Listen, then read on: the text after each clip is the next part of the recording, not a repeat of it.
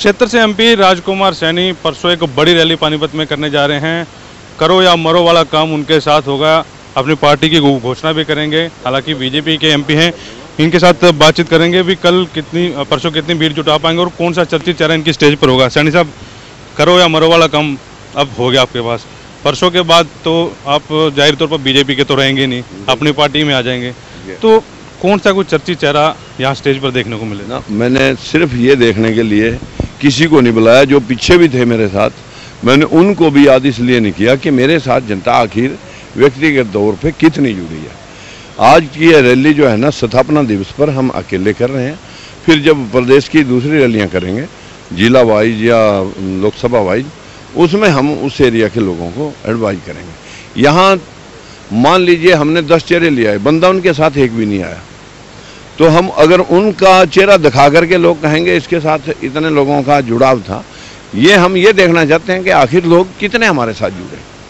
सोची समझी रणनीति के तहत आप चल रहे हैं, मतलब किसी के साथ क्रेडिट कोई और ले जाए, पहले आप ये देख रहे हैं कि जनता आपके साथ कितनी जुड़ी है। बस मेरा मकसद सिर्फ ये है कि जनता क्या चाह रही है, राजकुमार पे कितना बिलीव कर रही है। जो हम कह रहे हैं, जो हमने थॉट रखा है, उस थॉट को कितने लोग एक्सेप्ट कर रहे हैं।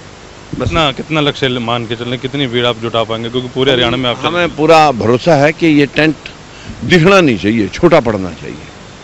दूसरी बड़ी बात यह है कि आप बीजेपी से सांसद हैं फिलहाल, तो अभी गठबंधन की बात चल रही है, अभी थोड़ी देर पहले चली है।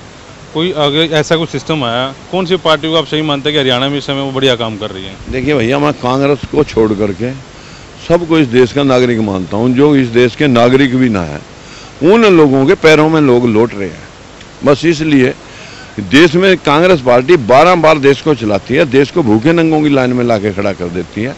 उसके पश्चात जो दादागिरी करने वाले लोग हैं, उनके हम विरोध में इसलिए राजनीति करते हैं कि जो देश के साथ किया, प्रदेश के साथ किया, उसका हम विरोध करने के लिए सामने जनता के बीच आए। कुछ ऐसा भी हो सकता है कि एंड टर्म पे आप बीजेपी के साथ भी निकल रहे हैं, क्योंकि बीजेपी में तो अभी आप हैं, 4 साल का टर्म आपने देख लिया। हालांकि आप अपनी पार्टी के खिलाफ भी झंडा उठाए हुए हैं, कुछ ऐसा बनेगा क्या? ऐसा नहीं हो सकता बीजेपी ही मेरे साथ निकल ले।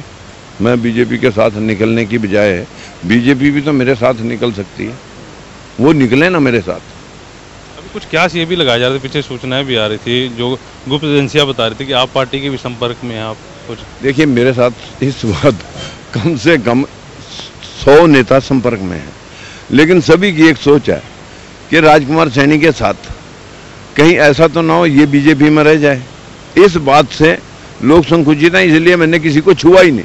मैंने कहा भाई, जब तुम्हारी तसल्ली हो जाएगी फिर सोचना। मतलब आप ये कहना चाह रहे हैं कि कल के बाद पता लगेगा, परसों के बाद पता लगेगा कि कौन राजकुमार सैनी के साथ है। तो ये तो राजकुमार सैनी जो बता रहे थे कि चर्चित चेहरा कुछ स्टेज पर नहीं होगा, लेकिन वो अपने जो शक्ति है उसका प्रदर्शन जरूर करेंगे, और शक्ति प्रदर्शन के बाद ही पता चल पाएगा कि उनके साथ कौन कौन आता है। तो फिलहाल आश्वस्त दिख रहे हैं वो रैली को लेकर। वाइस ऑफ पानीपत के लिए प्रदीप पंचाल के साथ कुलवंत सिंह।